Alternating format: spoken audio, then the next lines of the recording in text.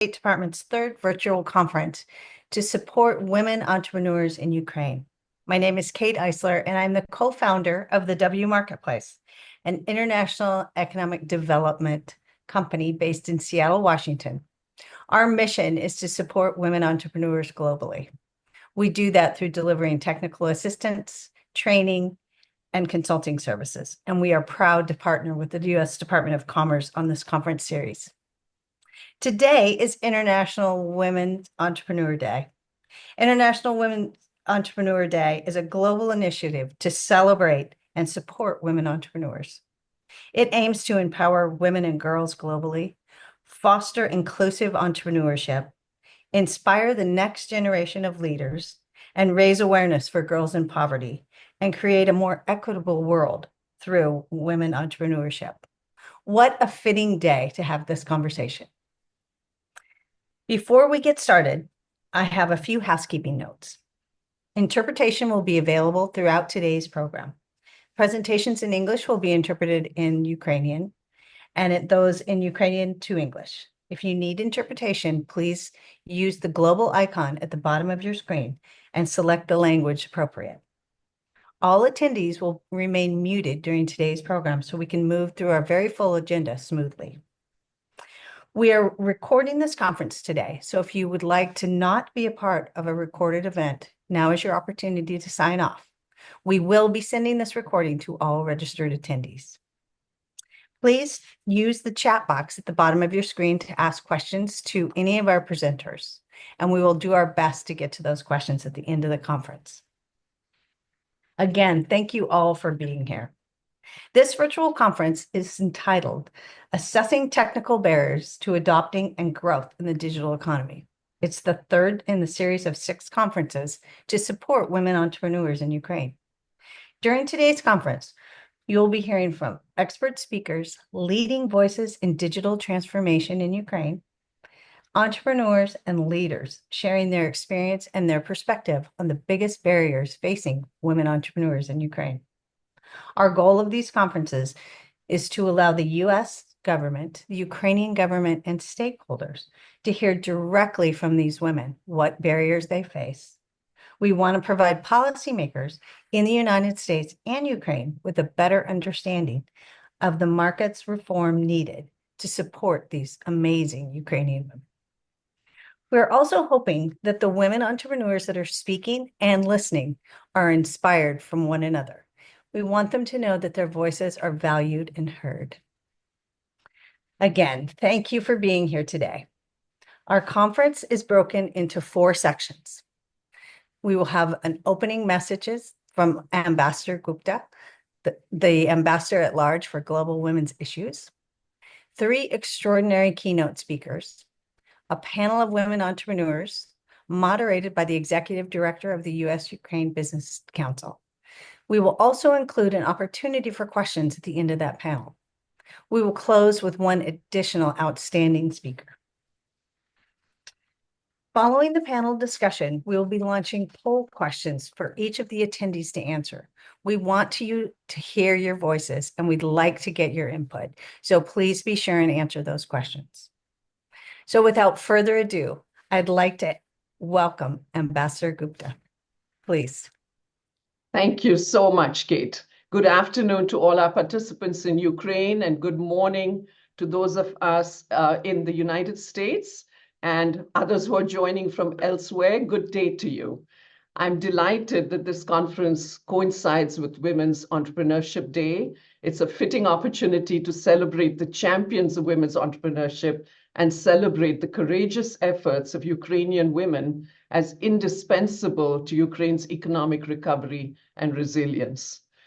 Through the years that I have worked on gender equality, I have seen that entrepreneurship is a challenging path for women in general due to the legal barriers and the societal stereotypes that hinder women-led businesses globally.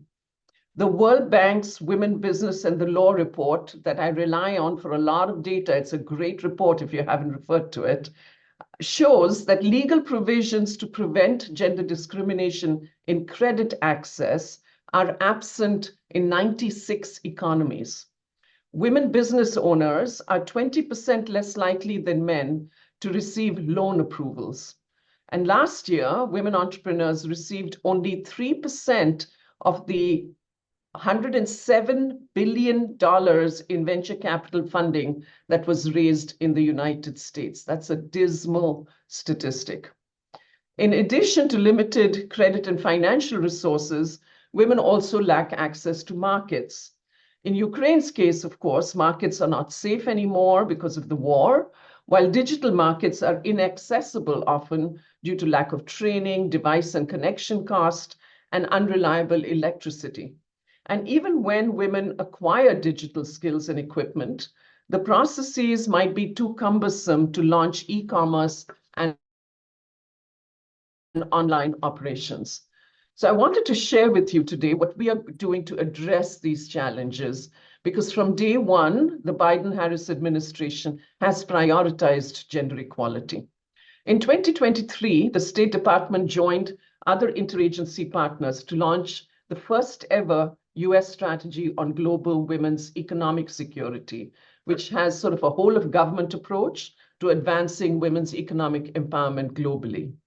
One of the 4 priority lines of efforts in that strategy is focused on entrepreneurship and financial and digital inclusion, which is what we're focused on today. Fostering an enabling environment and improving women's access to finance and markets is one way to achieve progress in this effort. We're very proud to collaborate with the Department of Commerce and support this webinar. Our discussion today highlights the importance of digital inclusion, as well as 2 other elements of our women's economic security strategy, which is capacity building and amplifying the voices of women entrepreneurs. Through our We Champs program, we've supported Ukrainian women entrepreneurs still living and working in Ukraine, and some who have relocated to neighboring countries.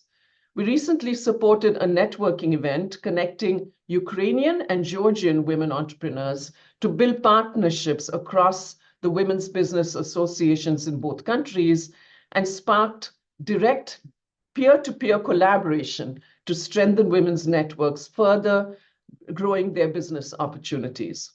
I'd like to mention one other initiative that aligns well with this event.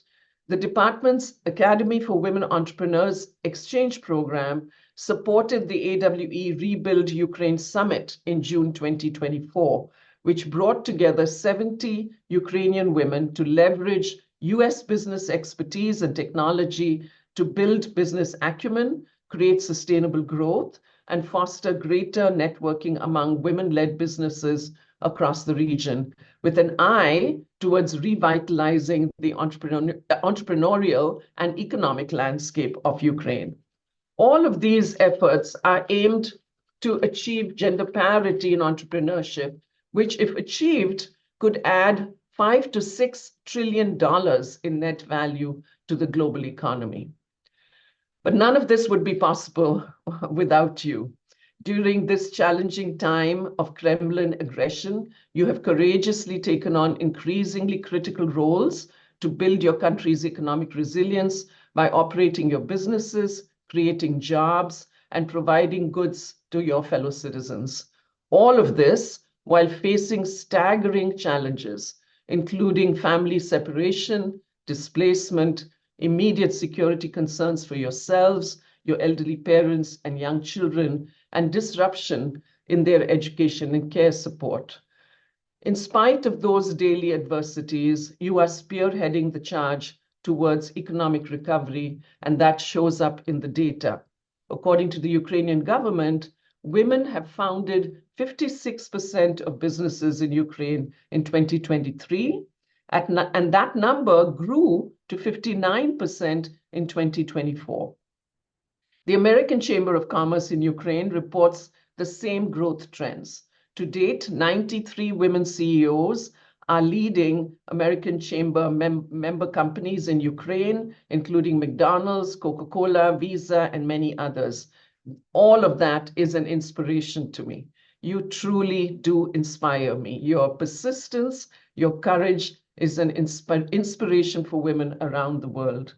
So I'd like to thank you for your hard work and your determination. I'm looking forward with all of my colleagues to hearing directly from you, though I'm not going to be able to stay with you much longer, but I will hear from my colleagues about your remarks.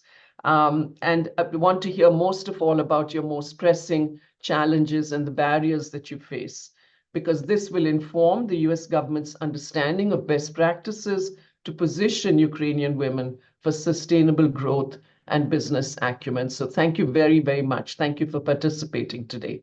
And thank you to the hosts for hosting this important event. Thank you so much, Ambassador Gupta. You definitely summarize the spirit and the tenacity of these women entrepreneurs, and we thank you for that and recognizing that. So we appreciate that. Thank you so much for being here.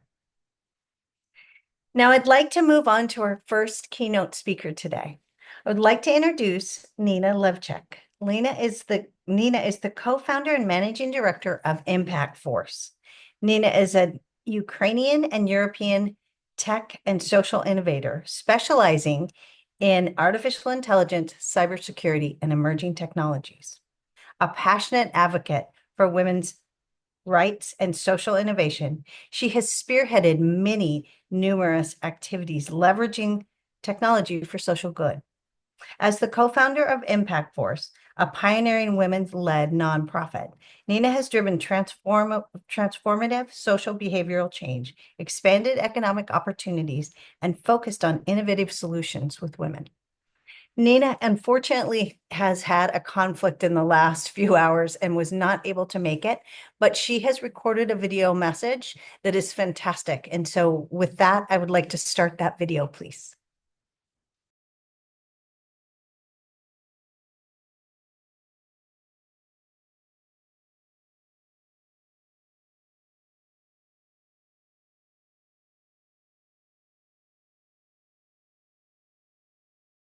Is the sound on the video? No, I think we don't hear it. No.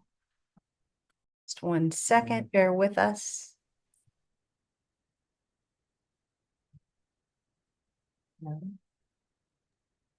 Susan, you need to restart the video.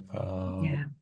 Um, Thank yeah. you for patience with us. We just tried this and it worked perfectly just before we started. So we discussed that technology is always such a pleasure.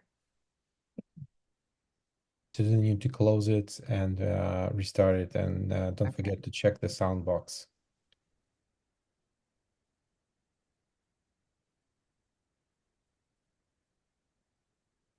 It's so wonderful to see you all here this morning. I have to say, when I look across this and all of these familiar faces and some new, I appreciate it.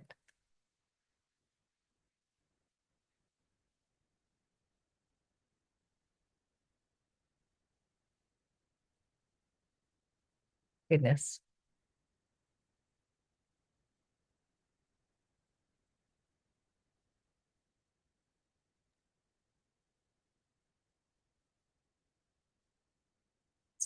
So let's try one more time. And if not, we will move on and come back to Nina's video.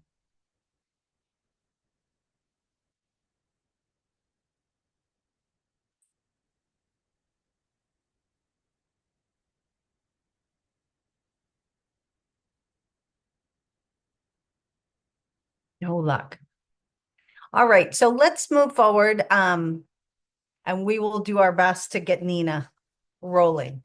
So let's move on. And now I'd like to introduce Anna Petrova. Anna is the founder and CEO of Startup Ukraine. Startup Ukraine is an entrepreneurial and innovation hub dedicated to fostering a culture of entrepreneurship in the country. Through programs and initiatives, aspiring and existing entrepreneurs get support and resources they need in Ukraine. So Anna, please share with us.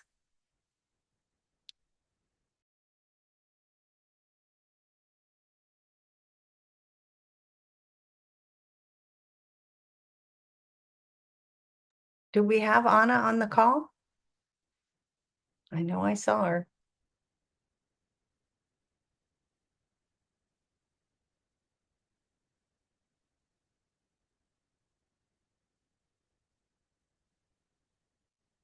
Goodness. Okay, how about a third time is the charm?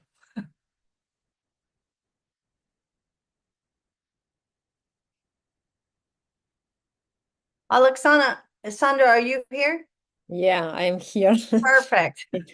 Hello. How about our third speaker? Can I go ahead and introduce Alexandra? Now, please stick with me. Alkhimovich, the Alkhimovich. co-founder and managing partner at APT.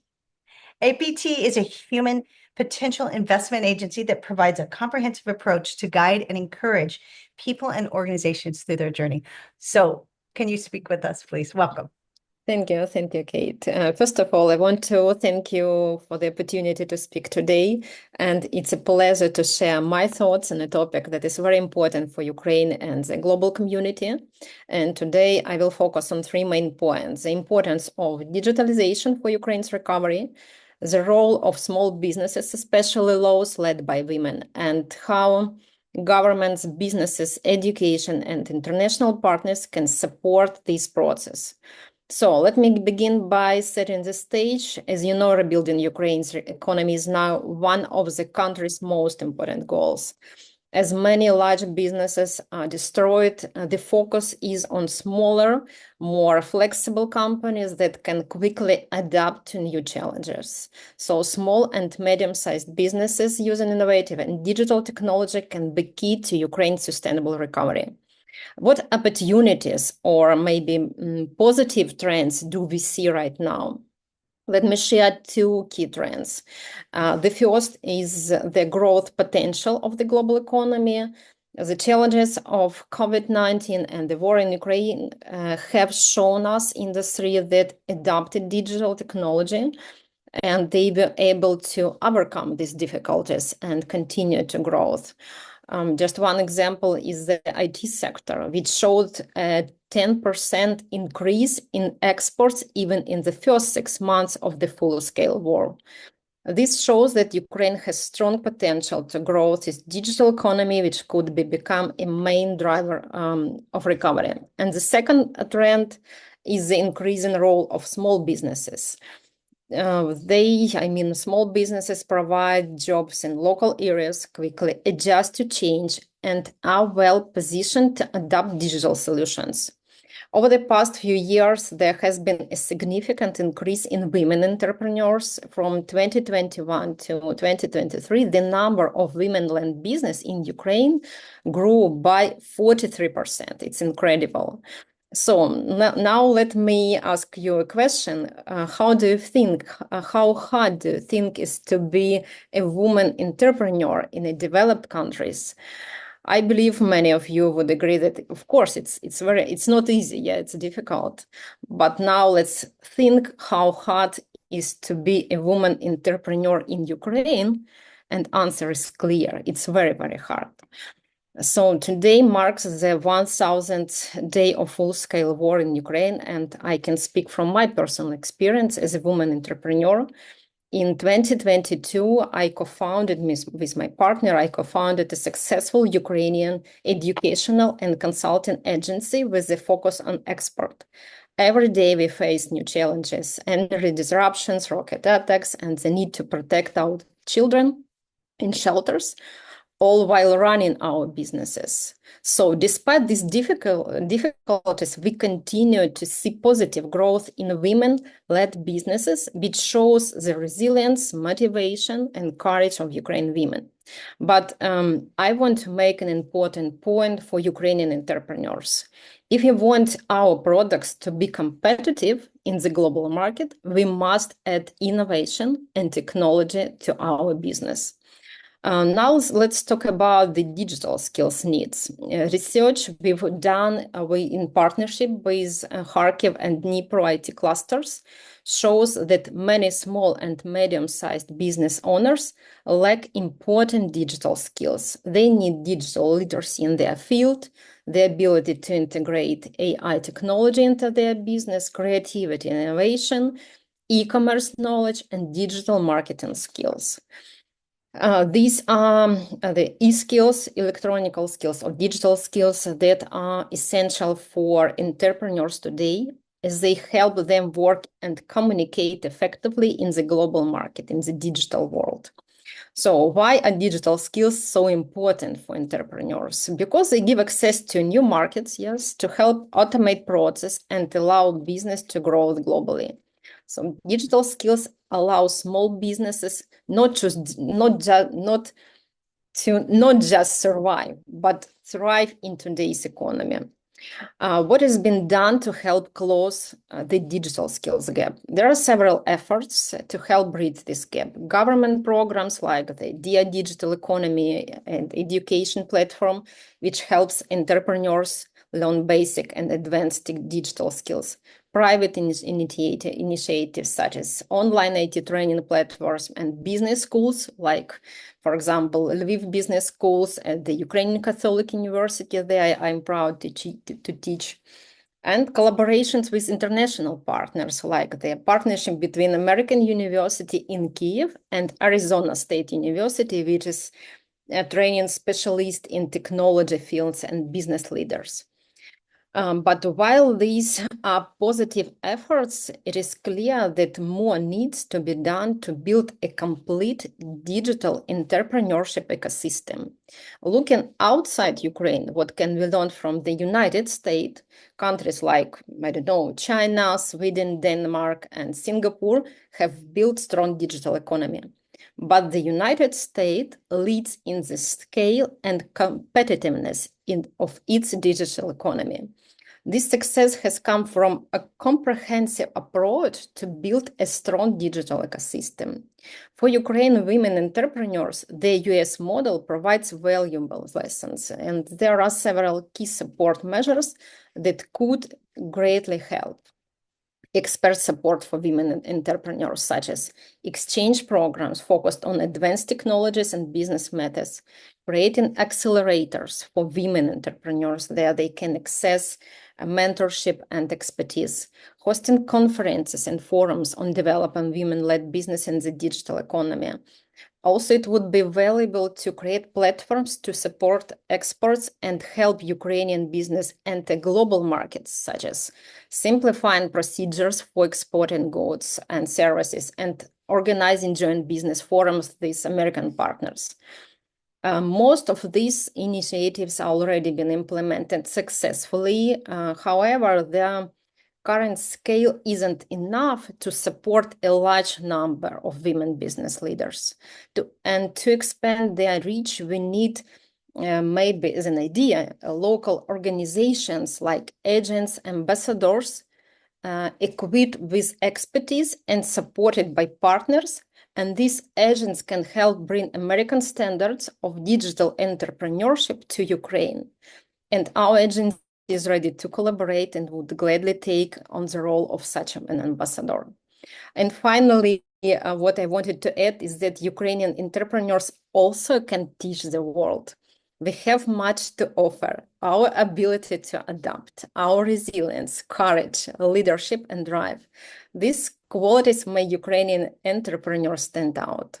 So in conclusion, I would like to once again thank the organizers for supporting Ukrainian women entrepreneurs. And I look forward to continued collaboration and productive partnership. And I believe that together we can build a stronger, more resilient economy for Ukraine and the world. Thank you. Oleksandra, thank you so very much. You really did bring home the whole idea of these conferences. The digital economy is a game changer for women, and certainly for women in Ukraine.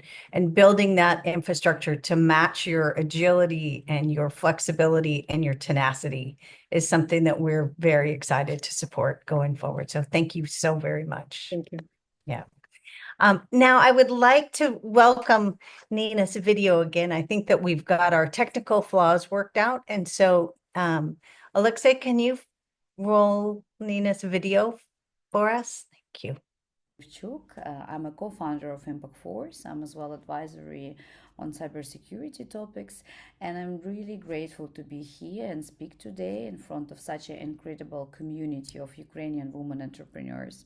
Today, my topic is digital transformation in Ukraine and the cybersecurity risk facing women entrepreneurs. This topic is incredibly important now as never before, and here's why. We all know that from the beginning of the war, every second business in Ukraine was founded by women. We as well heard that 80% of those businesses that was founded by women actually was not just generating the profit, but was as well reinvesting part of this profit in the local communities, means we're creating impact activities. We as well know that digitalization became one of the main driving power for economical empowerment during the war crisis. Means those women who were creating those businesses was not just creating a physical businesses. A lot of them were transferring the physical businesses into digital businesses, or were building digital businesses from scratch. We as well know that digitalization became one of the key priority of our country, and the digital literacy of our nation increased significantly, putting actually Ukraine as one of the leading country when it's coming to digitalization. Obviously, digital transformation, it expands access to public services, it's created opportunities, provide a lot of wealth of entertainment, open doors to employment, and of course to entrepreneurship. We know how Ukrainians could easily have access to all possible data information that they needed, to the education, to the IDs, to the services, through the national platform, for example, like Nadiia. This transformation is empowering Ukraine's citizen and business alike, obviously fostering new opportunities for entrepreneurship. Women entrepreneurs have risen to the occasion, establishing enterprises in technology, in education, healthcare, and beyond. We can see those fantastic women entrepreneurs among various international platforms. Yet, as we embrace those opportunities, we also inherit the darker side of the digital revolution. The risks that come with operating in cyberspace. And that's why I really want to make a pause today and give you some very interesting data and very interesting statistic. Actually, the statistic is very terrifying, but I want you to know them, so you as entrepreneurs could be mindful about what you're doing in the cyberspace and could protect your businesses and remain growing it successfully. It's not surprise. Ukraine experiencing not just war, we as well living in the cyber war. We're in one of the most targeted country. The number of the cyber attacks is increasing. We're experiencing over thousands of attacks every week. And obviously those attacks happening not just on critical infrastructure, they as well happening with the actors of overall country, including us, entrepreneurs and businesses.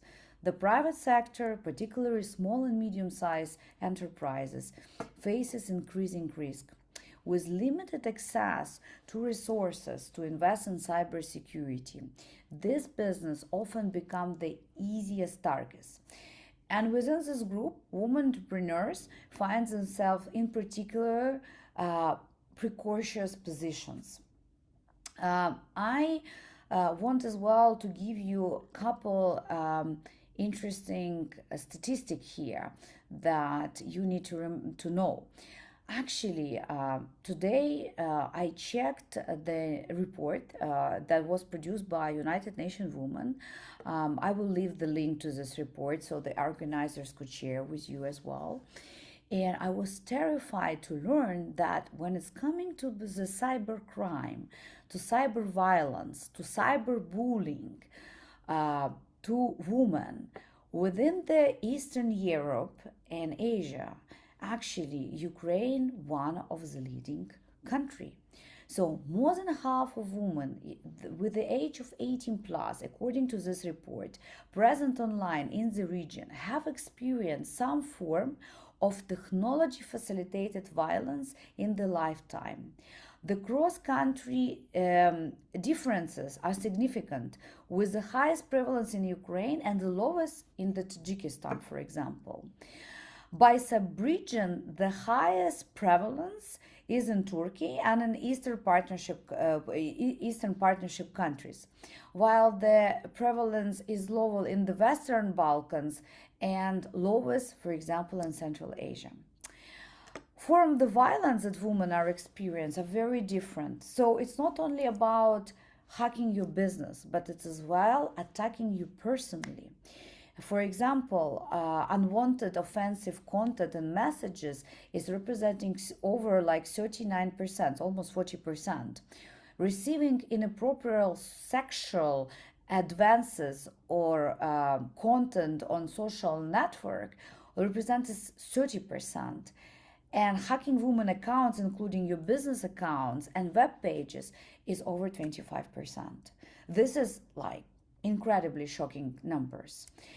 And what was shocking me most is the couple other things, including, first of all, let's maybe stop the platforms where the women entrepreneurs and women itself get the most attacked. This is Facebook, this is Instagram, this is as well work platform.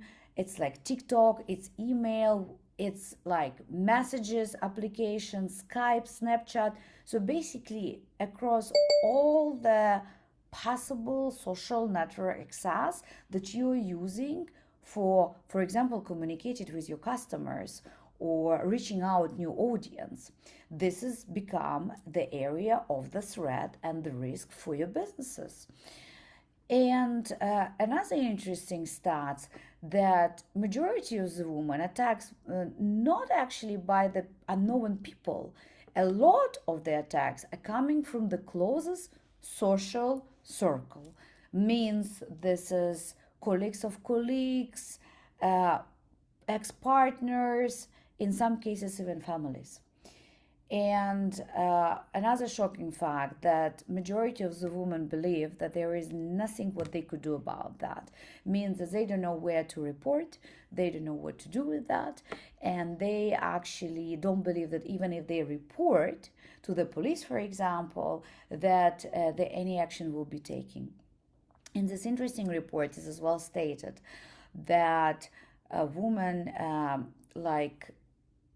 when it's coming to the personal attack, not business attack, they as well not reporting because they don't believe that even within our country, their physical violence would be treated immediately. And therefore, when it's coming to the cyber violence, they often even don't understand and don't realize, and therefore completely not acting against it. And of course, all of this shocking numbers that I just share with you, they need to be changed, right? Globally, women entrepreneurs are less likely to have access to robust financial and technical resources like in Ukraine. In Ukraine, this challenge is compounded by the current crisis. And cybersecurity attacks are not just technical, as I said, they are personal. A lot of studies, including the research that I just shared with you, show that women entrepreneurs face targeted phishing, ransomware, online harassment, and higher rates than the male counterparts. What you will ask me is what to do with that. Before I'm moving to the practical advices that I believe all of us, through the public-private sector collaboration, need to bring to the action, I want to give a small case so you understand how harmful it is, like the attack that women entrepreneurs are facing right now, and how important is that each of you grow your digital literacy, understand how to protect your business, and act already today. Imagine a small e-commerce business run by a single mother in Lviv, selling handcrafted goods online. A phishing email disguised as a like showing as a government grant opportunity, compromises your entire database. That's what happened very often. You opening emails in the Telegram chat with some contest, you open just email within your mailbox with something like congratulations, you win the grant, and then suddenly the bad actor compromises all your entire database.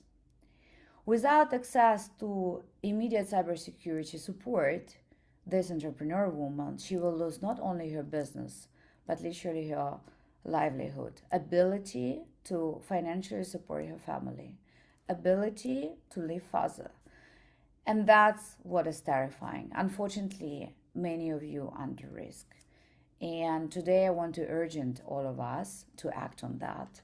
What can we do about that, right? Obviously, there is no simple answer to that, right? It's a complex ecosystem approach. But number one is education and training, right? So each of you women entrepreneurs must be equipped with the knowledge to identify and mitigate cyber risk.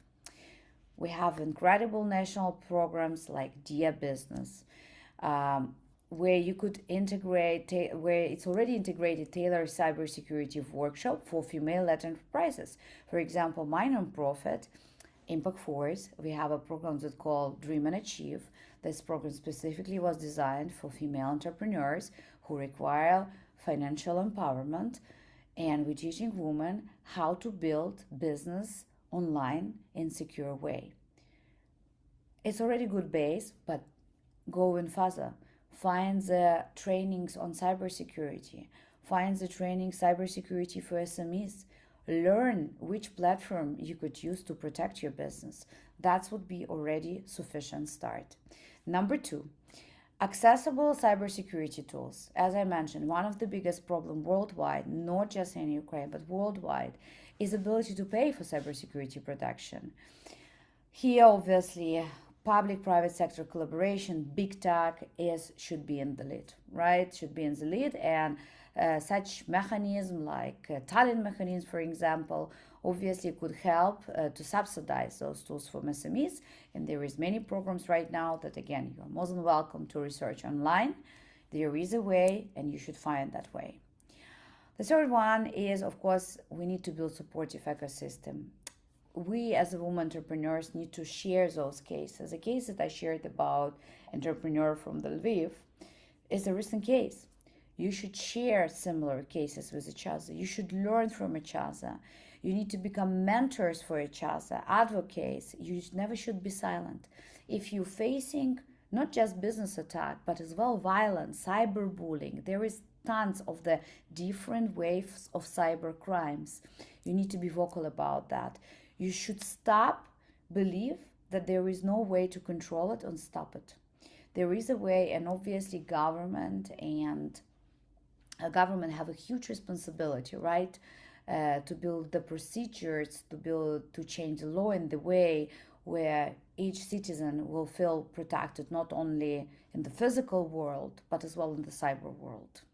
And there is a lot of things what Ukraine still, of course, need to do. Regulation, legal regulation, and so on. But we could already start with support each other and bring awareness. So to close my speech, I want to say that digital transformation is not just about technology. It's about people. It's about ensuring that progress is equitable and secure for everyone.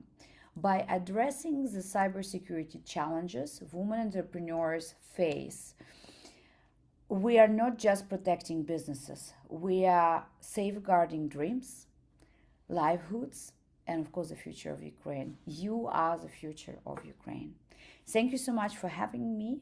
I will leave the link in the comments to the report that I urge you to read and realize. And if you have any question, please feel free to find me on the LinkedIn. It's Nina Levchuck, or any other social network. Please make it in a protected way. And have a wonderful rest of the day. Thank you so much for having me today. Bye-bye. That was such a powerful message from Nina. And I think some of the things that we should really take to heart away from that we will certainly, is that reporting these things is really is really key. Understanding and having those hard conversations, because they're very hard and very personal oftentimes when these things happen to you. But I think one of the most important things she says is we are all in this together.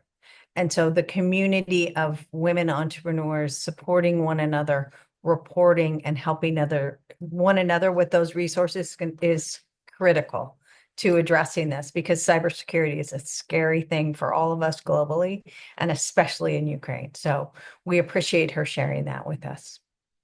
Okay, let's move on. And now I want to actually reintroduce Anna Petrova. So Anna is the CEO and founder of Ukraine Startup. And Ukraine Startup is an organization, as we talked about, for entrepreneurs and innovation. She has a mission to really foster the climate of innovation and entrepreneurship in Ukraine. Her organization supplies tools and resources to aspiring and current entrepreneurs. And so, Anna, I'd like to welcome you, please. Thank you, Kate. Thank you so much. Sorry for maybe some noise in the cafe because we have a power cut off in Kiev, and that's why I need to run from my house to run to some cafe nearby. That's why maybe sorry. That's why I hope you can hear me. And still, it's a magic that Ukrainian women can still open business, in such environment. And what is the secret, you will ask me? I will try to explain during my speech. As Kate represent me, I'm Anna Petrova, impact entrepreneur, the founder of multiply impact-driven initiatives in Ukraine, including Startup Ukraine, as was mentioned, self-made women community, wake-up call projects. More than 12 years, I'm deeply committed to empowering women, open their leadership potential. That's why today I'm here. Also helping entrepreneurs to drive change and promoting mental health and well-being. More than 100,000 participants in our program we had during all these years. And when the full-scale invasion happened, we organized first entrepreneurship support programs for Ukrainian women refugees in Denmark and Sweden and UK. And I see the impact and powerful influence that we made because of that programs. And I will try to tell you more about that in my speech. But the most important, as I ask you, is still a magic that Ukrainian women who are in Ukraine starting a business, it's magically that they still successful. And as Nina mentioned, that each second woman in Ukraine opening business. But did you know that women-owned businesses contribute, yes, significantly, not just to Ukrainian economy, but into global economy, but in other way that yet only a small percentage full leverage digital tools for growth, like not so many women using their businesses in a digital way. In other hand, we can see statistics, yes, that some of the women, sure, they have their web page or they have their social media coverage, but we're talking about big cities. But what about women who want to start business, for example, in smaller environment and smaller cities? This is a big question. And also a big question that we are still talking a lot about barriers. And but on the other hand, we have full-scale invasion in Ukraine, and we have this kind of power cutoffs. What is the magic? How it's potentially how women still have this potential to create? I believe that entrepreneurs, they focusing on problem solving. That's why they see and turning problems into opportunities, and especially when the challenging times, entrepreneurs most of all focusing on creation, innovation, and economic growth. Especially now in Ukraine, entrepreneurs, it's not just a tool to make money, but it's also a necessity for women to start a business, because to support their family and to support their economy and their cities and Ukraine in general. And it's also part of creativity and resilience that are in our DNA. And more women starting their businesses. But how then we can support them, what kind of challenges they still have.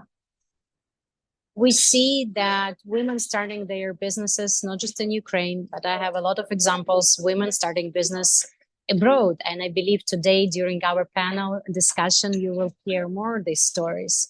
But I know some of the women starting their businesses offline, like a local cafe in Edinburgh, or they starting their sales because of digital tools, and they can be produced their products in Ukraine, but because of digital tools, they can sell it around the world. And but what is still the barriers? I believe it's more about cultural barriers and enter and access markets, because it's not easy to be in Ukraine and to enter US market or to enter Danish market or wherever other market. That's why, for example, we started with support of US Embassy this year. We organize a 3 months program in support fashion businesses in Ukraine to enter US market and help them to participate in LA Fashion Week. The first time they presented their brands. And in one hand, we promote our culture, our fashion, but on the other hand, we show that we are not just fighters, but we are also creators. And it's part of culture diplomacy that entrepreneurs are playing a role now. And we see that still it's really very important to empower women, to empower entrepreneurs through education and mentorship. To give real tools and real knowledge how to enter the market, what is the specifics, what is the cultural opportunities there, and how to enter the market and understand Americans or understand Swedes or understand Danish market. Because as I said before, it's not easy, and one of the biggest challenges that we have is in export, because it's also second challenge, and also that was mentioned today, that it's a funding challenges. In one hand, we have still globally huge problem with funding and access to finance for women startups or women businesses. But on the other hand, we have a challenge to enter the market because of huge budget that you need for an expert. Because on one hand, everyone is saying expert, go on expert, scale business, use digital tools, but you need $100,000, $20,000, $100,000 or wherever to really make an expert. That's why, in other hand, digital tools supporting us to be more visible as Etsy or Amazon, but also you need to have a budget. That's why it's all about barriers, funding barriers also around that. As I mentioned, also in general, how to access the market. That's why we have these cultural and systematic barriers, but not just in entering markets, but also in perceptions that we have. For example, we still have the social expectation and gender biases that discourage women from fully engage in entrepreneurship. For example, many women juggle family responsibilities and face skepticism about their ability to run scalable business. Or in the statistics, we see that a lot of Ukrainian women starting a business, not even now, this year, but even previously, but they always more focus on micro level. Yeah, we have not so many women-owned businesses in big businesses, big companies. Why? Because women also need to think about family. And when you choose between family and business, most of the women decide to stay in a micro level because they want also to have a family and to have this balance. But what we need to do, what kind of support we need to give women, how we need to empower them with real tools that will help them to grow their businesses on next level and to have scalable solutions and global solutions around the world. And when you have and family and your career and your global business. And sure, we need to bring awareness to the opportunities for women, and not just for women who live in the big cities, who have access to internet or have access to the communities, empowerment platforms, such as conferences, but how we can support women in different regions. And definitely it's about access to information and help to grow local, regional role models that can inspire women locally, that if she can, you also can do that. And it's really important to empower leaders around Ukraine, and I believe globally, that started already something, that want to grow, that want to help others. And by empowering leaders, we can connect them globally and help them to make huge impact and more impact to the society. And if we remove the barriers that holding women back, we would definitely unlock a wave of innovation and an economic growth, not just for women, but for society as a whole. And let's ensure that every woman entrepreneur in Ukraine and globally, women, Ukrainian women who are now where they are now in which country, have access to the tools, to the resources, to the encouragement to thrive in digital economy, because digital economy definitely help us to break the barriers and definitely to be today around the world in different countries, but be connected and support each other. I'm really very grateful to be here today to inspire you a little bit to focus on what we can do more, or how we can be connected and support leaders and support other women around Ukraine to develop their business, not just to start. Yes, everyone wants to start. Sometimes we have these biases from family or even our own biases that we cannot do something.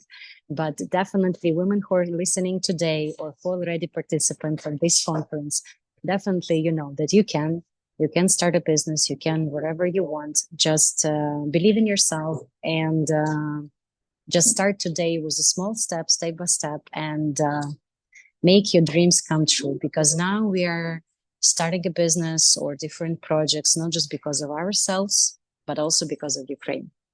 Thank you so much and happy to be here today. Anna, thank you so very much for your insights and your inspiring story and the work that you are doing for women entrepreneurs, both in Ukraine and beyond. I think some of the insights that we're going to take away also is that remembering beyond Kyiv. You know, I think that that's the important thing that strikes me amongst the notes that I took, but that was another thing that we want to make sure and pull out and know that there are women all over Ukraine in the same situation. And again, the better we can facilitate and help policy formation to get digital tools and digital education, the better we'll all be. So thank you. And actually, thank you to all of our keynote speakers. Your insight and your experience that you shared is so valuable to us and to all of us listening today. And so we appreciate that. And thank you for participating. So let's move on to our panel discussion. I'm very excited about this as well. We have the fortune of having an amazing panel discussion today. So as we talked about, we have Nadiia Hasumal. Excuse my Ukrainian pronunciation. I am terrible, so please stick with me on this. She's the executive director of the U.S. Ukraine Business Council, and she is hosting our panel today. And we have three extraordinary women entrepreneurs that I have the fortune of knowing all three of these women. So Mariana Kadoli, the entrepreneur and program manager at Amazon Europe, Victoria Maslova, the co-founder of VESNA Cosmetics, and Yuliia, who is the founder of FISKIN Leather. And so with that, Nadiia, I'll leave it to you. Thank you very much, Kate. What a pleasure being here. Greetings from the U.S. Ukraine Business Council. We are a trade association, so far the largest Ukraine-focused trade association, which is not headquartered in Ukraine. So congratulations to this successful program, and big thank you to Kate and Department of Commerce for keeping the spotlight on Ukrainian women's voices, not only on Entrepreneurship Day, ladies, but for 2 years now you lead this program, and I'm sure it will grow into something, into the movement. So I would like to introduce first and ask Marina Hudoli to present her opening remarks and tell us about your story. Thank you so much for the invitation and making this conversation possible. Briefly, I have experience in sales, marketing, and project management. It's behind my back. In my dreams is my work on my private project. It's non-profit organization. And since the war started, I moved to Poland. So I operate from Poland. Thank you, Marina. And now we will move to Victoria Maslova. Victoria, you are in Ukraine, right? Yes, in Kiev. So I don't sleep last night. I am Victoria Maslova. I'm co-founder of Ukrainian herbal cosmetic production, VESNA. If I will translate, it will be spring in English. It's a family-owned woman business. I started it with my mom, and we help women worldwide to look healthier, their skin to radiate youth, and offering very special high-quality skincare.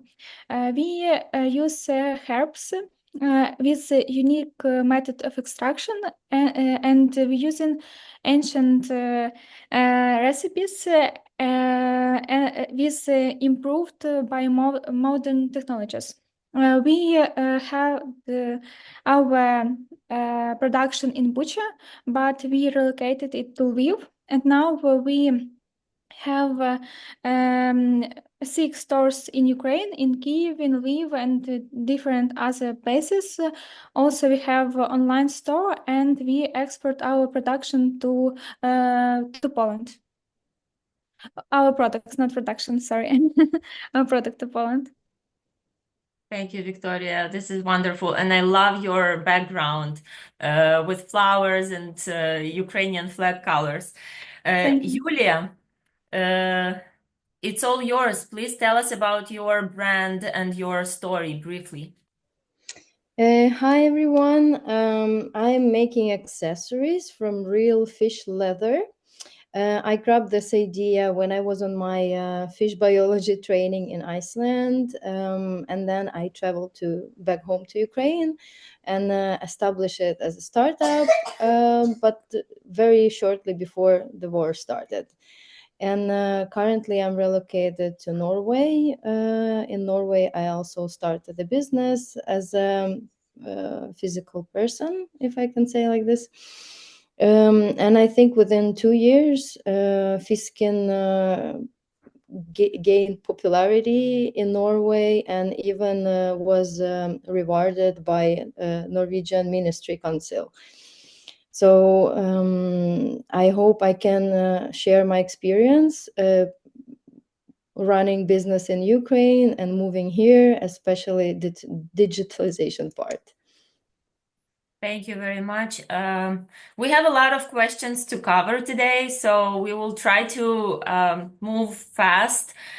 But this is wonderful to have these 3 case studies and learn from their stories. So the first question, what are the primary technical barriers you faced when adopting digital tools like payment systems, financial software, CRM?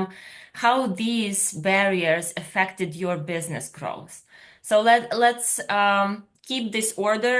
Marina, you will answer first, and then Victoria and Yuliia.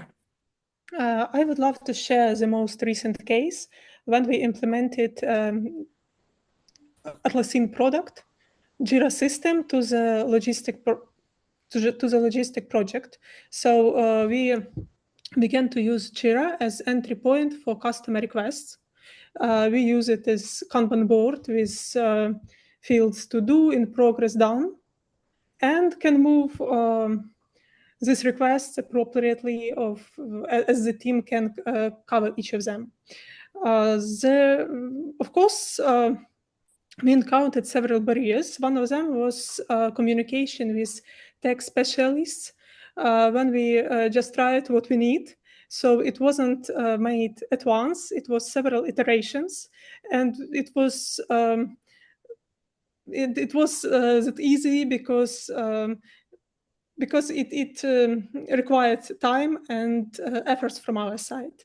Also, I need to deepen my knowledge in the Jira product because I needed to explain our team how to use it, how to cover these requests, and also to consult our customers. However, the benefits of the implementation of Jira are huge because we speed up intake requests for times. We can track request history in each ticket. So it's not just a person that covered this request can check what was done. It can be done by each person from the team. And also, I can take statistics and analytics in seconds. So this Jira product was like a good solution for the logistic product. Wonderful. Victoria. The biggest challenge for us is that many digital tools are expensive and don't fit local needs. Payment system and software require costly adjustments, which slows our production and makes growth more harder. Thank you. That's for sure. Yuliia? Yes, I would also add to Victoria's message that integration is very important, and especially I have something to compare with Norway, where everything is at hand, very simple. You can integrate literally any service between each other, and in Ukraine it requires quite costly assistance from IT sector, and then you are very dependent on them. And moreover, I would say also that accounting system, at least when I was starting, was extremely complicated.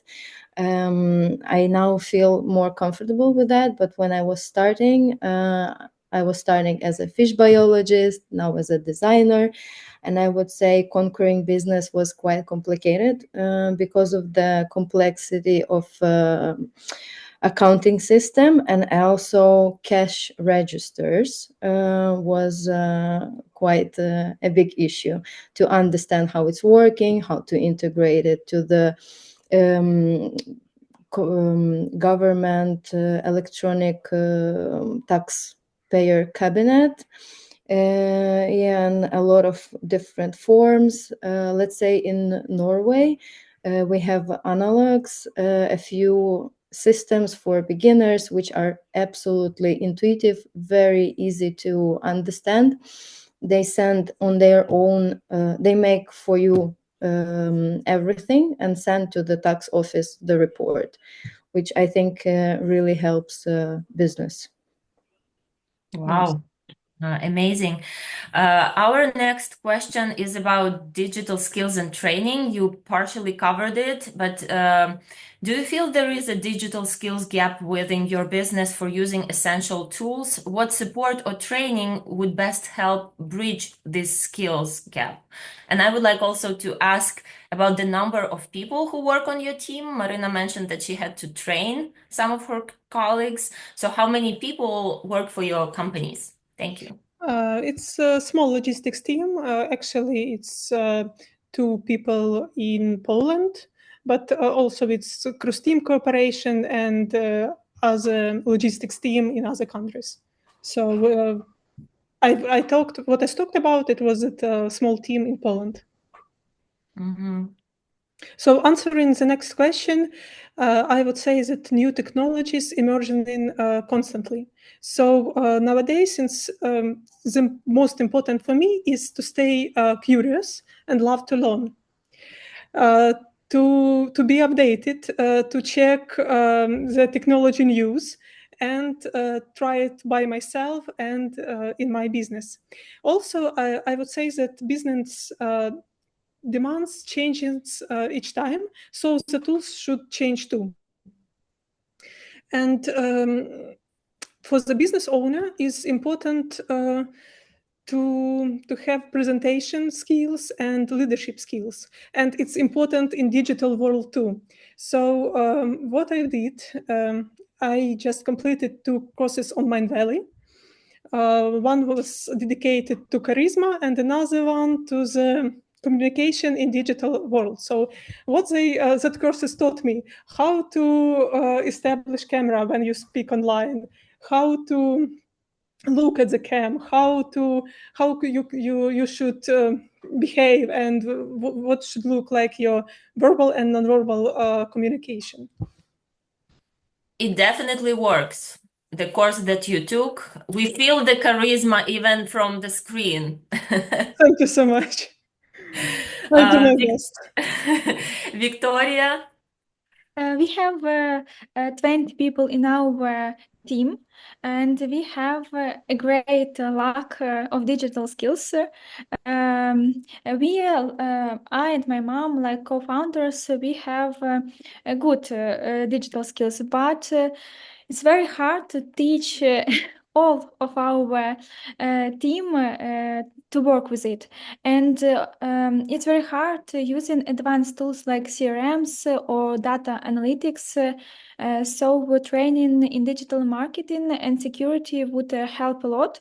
And simple, accessible courses or government support would be ideal solution for it. Understand. Yuliia?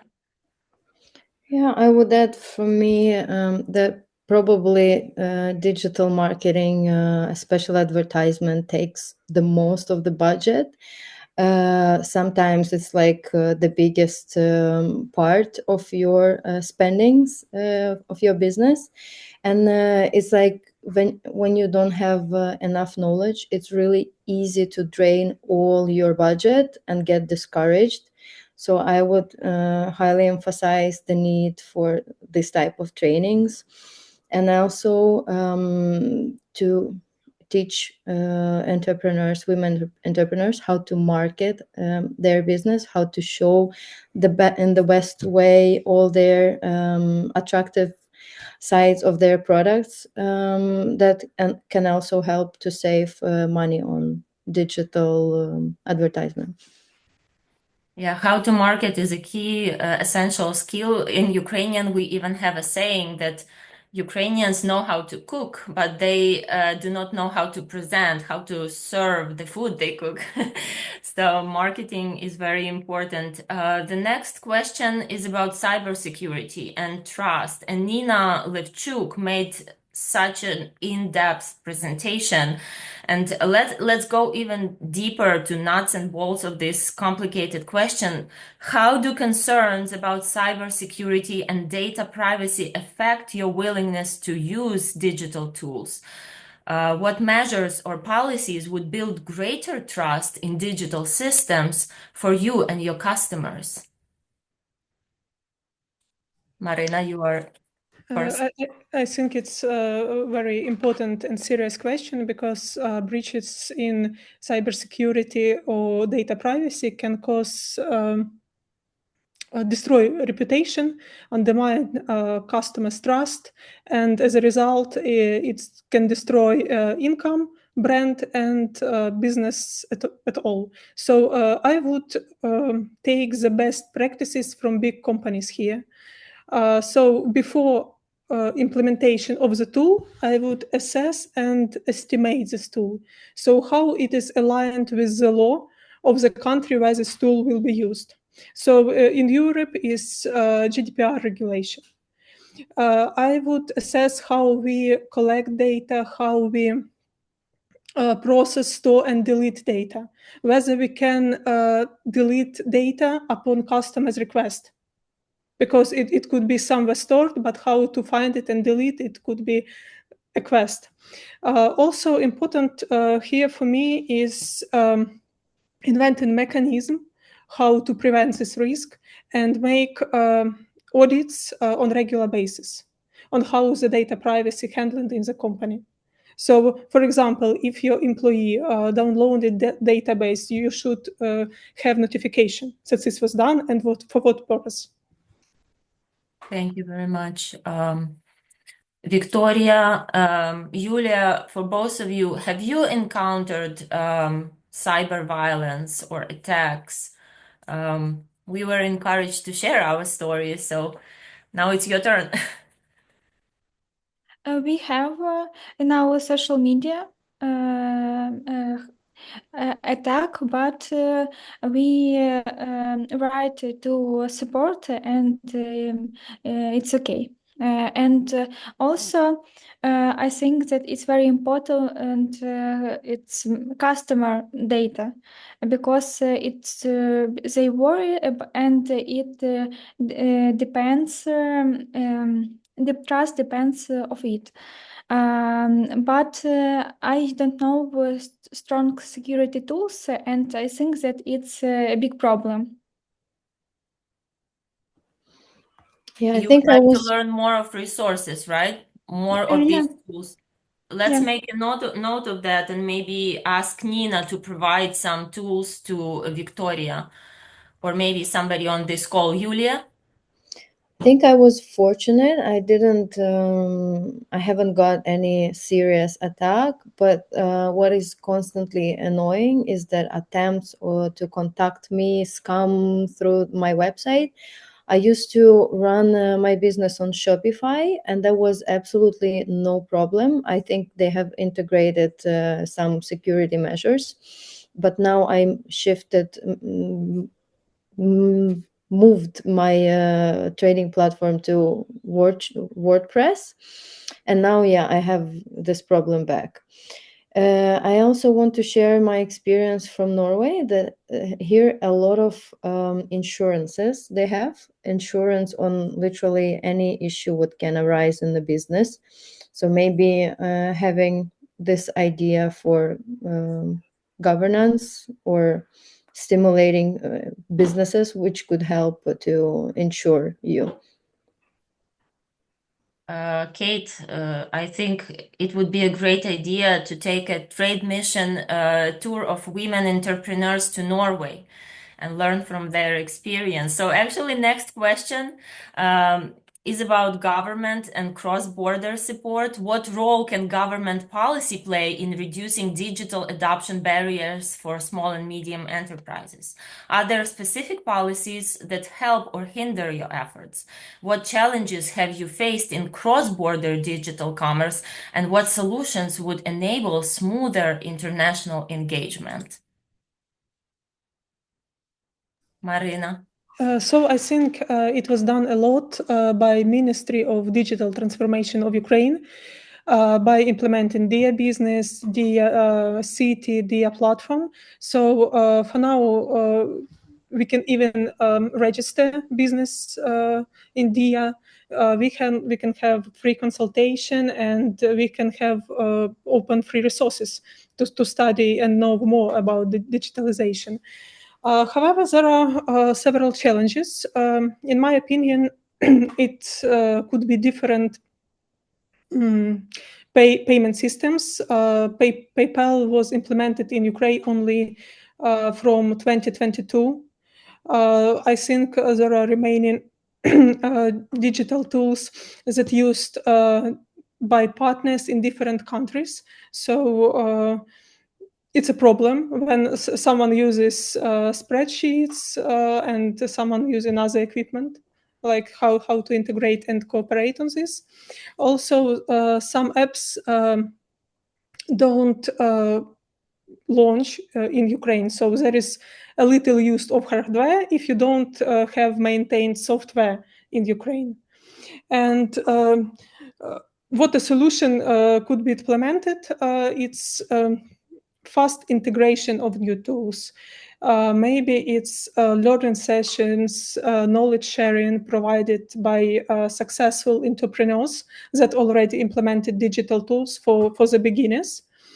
I think it could be also customized consultations Like when just a beginner would like to launch her business, she can just take consultation how to do it best and what tools will play a key role here. Also, I think that education is important, and education on the level of traditional educational system from school, or let it be from school, and also it could be a platform which provides knowledge about modern tools. Thank you, Marina. Victoria, Yuliia, any comments about government policies for small and medium enterprises? I can add that it will be great to give tax breaks for digital tools and also making international trade rules easier, because custom delays, currency exchange slows us down. And my solution is to simplify your process. Simplicity. I remember when I was before the war in Ukraine, I had limited liability company, and it was a challenge because in Europe everyone has just invoice, nothing else. And in Ukraine, you need to have a lot of papers confirming. You need to sign the agreement first of all. Then you need to make the operation. Then you need to write the bill, and then you need the confirmation act or something like this. That was quite complicated and took a lot of time. And also about the delivery, I don't know how is it now, but at that time it was quite long. It was possible, but it was quite long. Right now, from Norway to, let's say, US, I can deliver anything in 2-3 days for the quite affordable money. Yeah, which is difficult to do in Ukraine. Obviously, and thank you. And it brings us to the last question. How does Ukraine's digital infrastructure, particularly in rural areas, impact your operations? What post-war improvements would be most impactful for small businesses? And how do technology availability and cost for hardware, software, and reliable internet influence your digital adoption?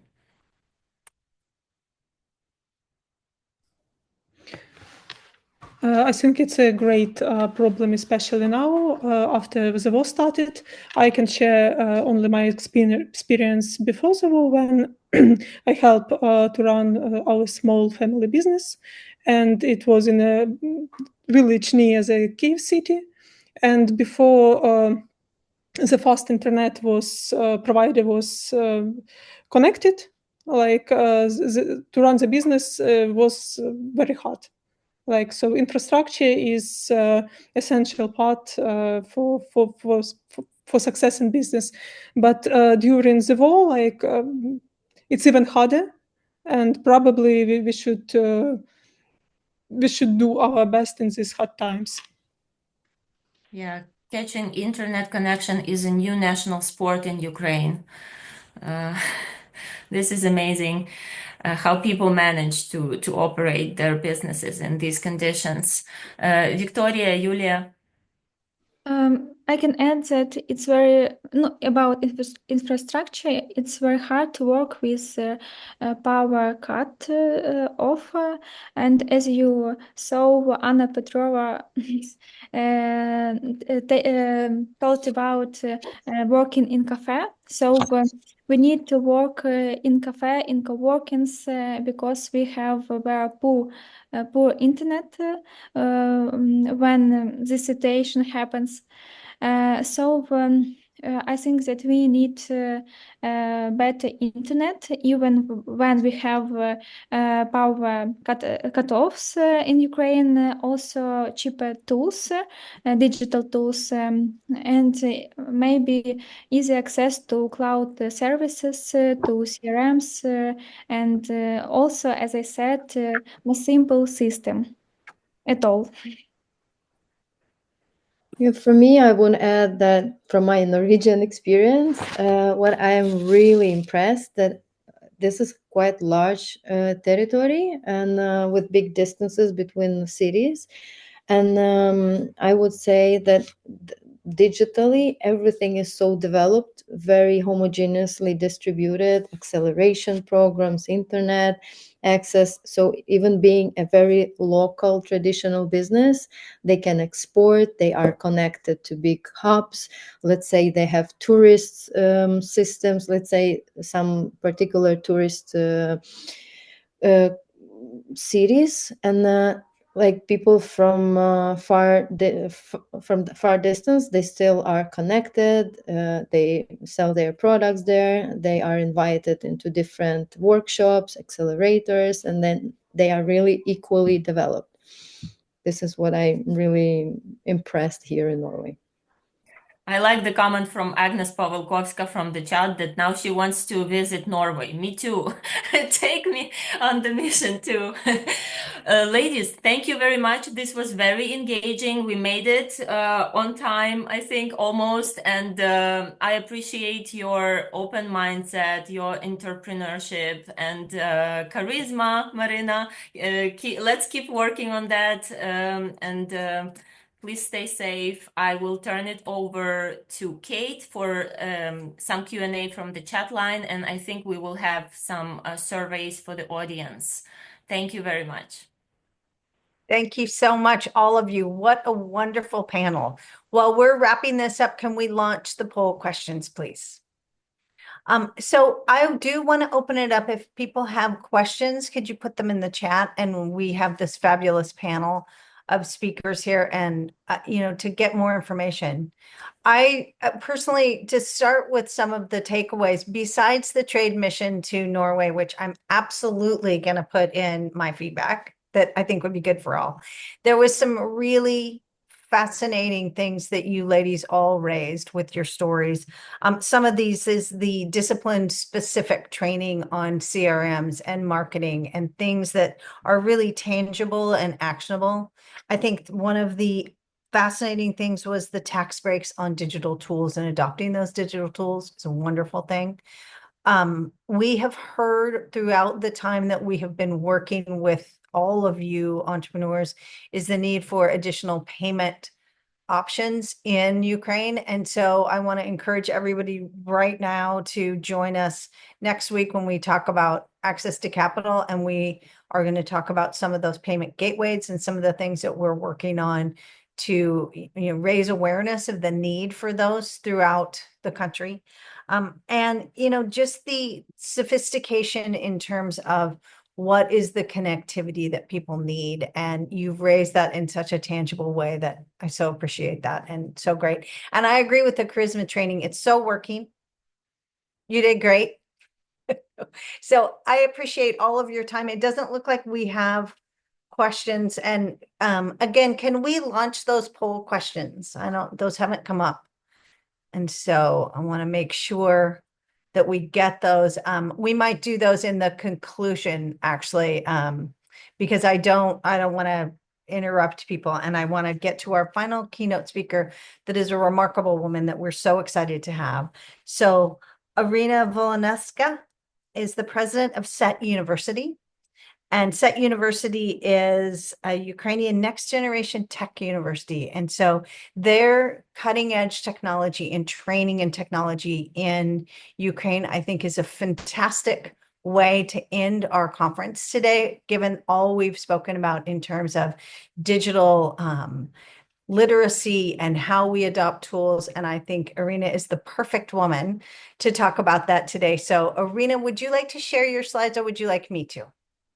Hi, hello everyone. Kate, thank you for the introduction. I can share my slides. Great. That I will be the only one with the presentation. Sorry for this, but I love presentations. Mhm.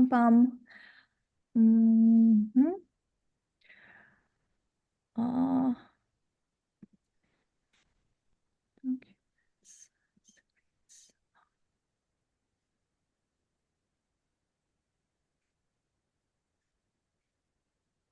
Is share working at the bottom of your screen? Okay. Mhm.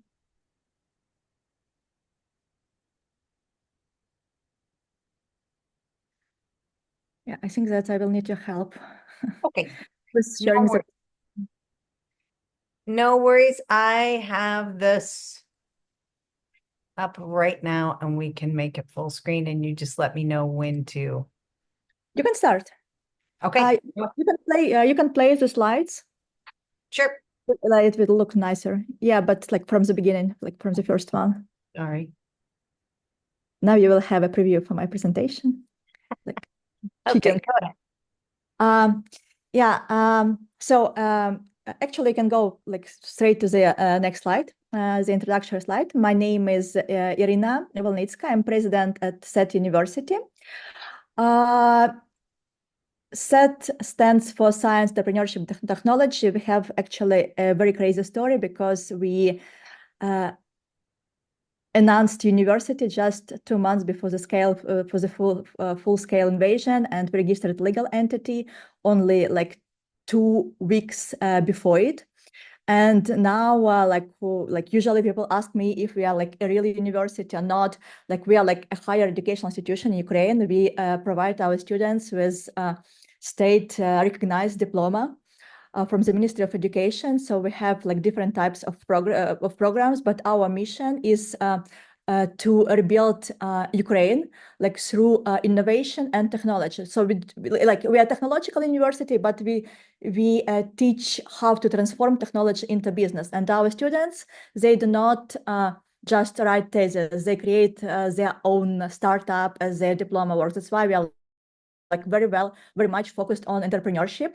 And we have a lot of different programs also for women, again, because in terms of rebuilding the economy, we need to, I don't want to say it like as a resources, but we need to use all resources that we have, because, like we will win the war, but without people and without education, like we don't have a future. That's why we try to provide as much educational opportunities to everyone as possible.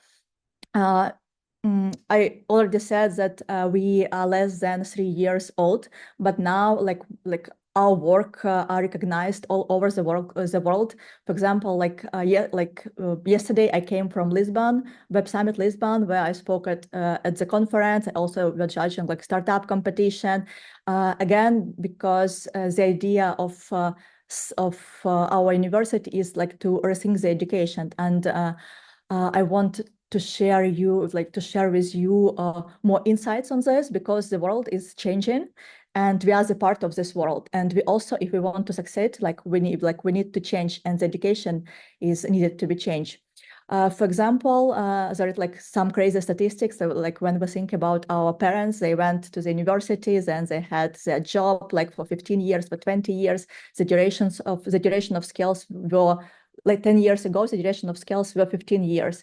Now it is less than 5. So when you think that about students, they enter their bachelor degree, and what they will learn during their first grade will be already outdated when they are on the 5th grade. And there are like another statistics that these students, they will change 10 professions in their lifetime, 8 of which do not exist now. So like this is the question about the skills and what we need to learn. And I was like so happy to hear about like from you that you also focus on education, especially from Marina, because she talked not only about digital skills but also about soft skills, which is becoming like more and more important. Maybe you can move to another slide, but I think that currently you are like somewhere in the middle of my presentation. Oh, it's a good statistics. Thank you. Like when we talk about digital economy, digitalization, like everyone, like on all conferences now we talk about artificial intelligence. I hope that a lot of you is already using ChatGPT or like any like some other tools, but there are statistics from World Economic Forum that AI, artificial intelligence, will replace this year more than 85 million jobs, and at the same time, it will create 100 million new jobs.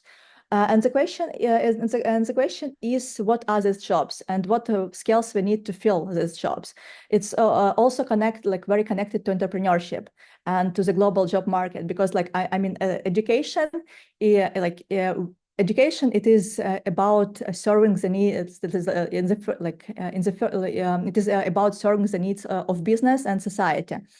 There are also other numbers, for example, that 50% of workers, they will need reskilling and upskilling.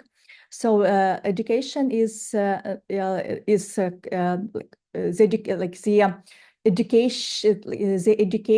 It is not only about going to the university. It is about studying during all your life, because of this short duration of skills. And we need to leverage different tools.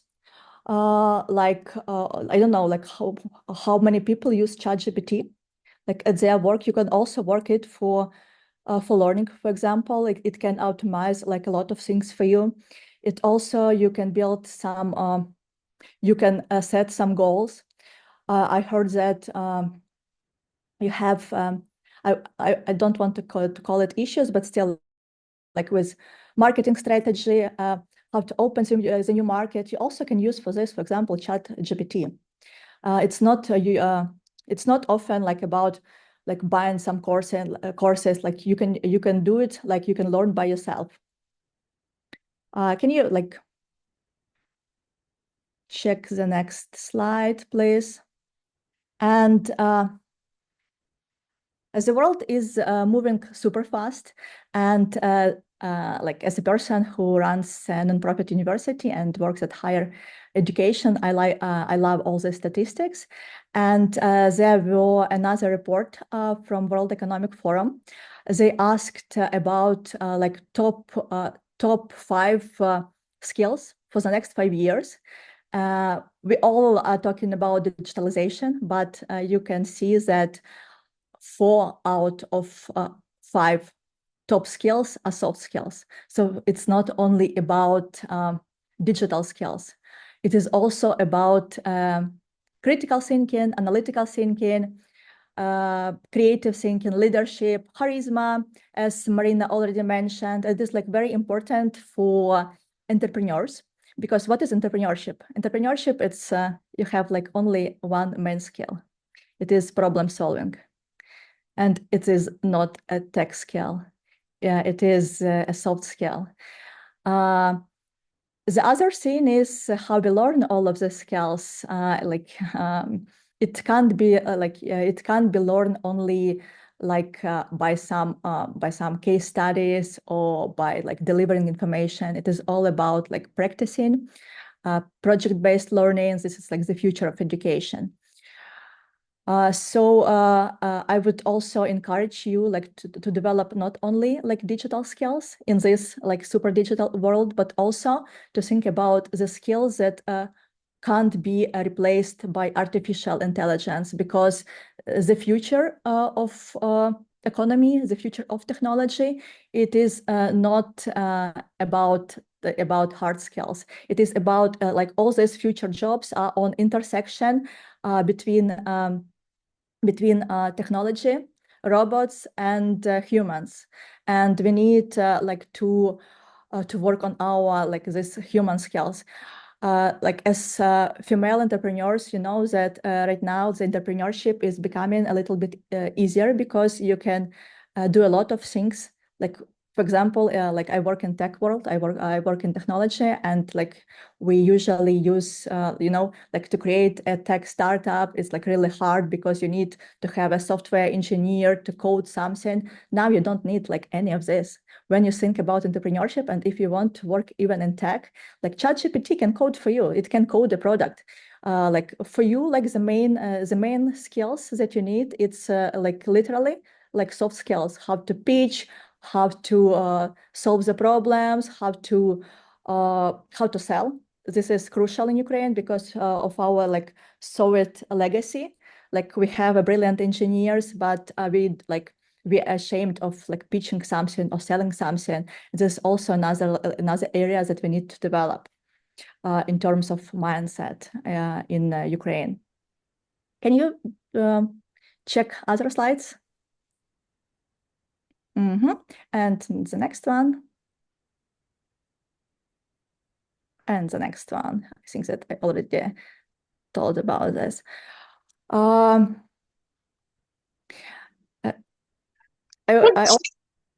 Sorry. I also want to add on entrepreneurial mindset and female entrepreneurship because at SET University we if you never heard about us, please check the information because we do a lot of things for female entrepreneurships. We already had a couple of boot camps for women to create their digital businesses. We teach how to use ChatGPT even to create tech startups. We teach how to use the different AI tools. We also can connect you with the investors and even help you to create co-founders and to find the team. So if I think it is going to be the next slide or something with the contacts. Oh yeah, I think that you already know this information. Yes, and another thing that I didn't mention is that we teach women at SET for free for any of our programs. For example, it can be master program for machine learning, cloud, innovation engineering, or cybersecurity. We have short-term programs you also can apply, and you can have this full scholarship. So in case you're looking for the opportunities, please let me know. Just follow us on Instagram, and we can find something and do something together.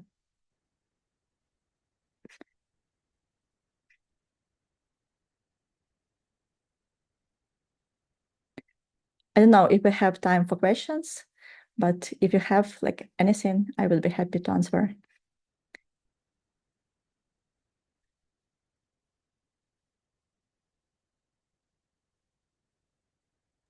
Thank you so much, Irina, and apologies for your slides.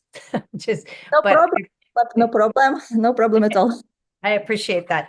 I want to thank all of our presenters today. You have been absolutely amazing, all of you, and to share your stories and to share your experiences and your expertise with us has been remarkable. And so I want to thank all of you for that.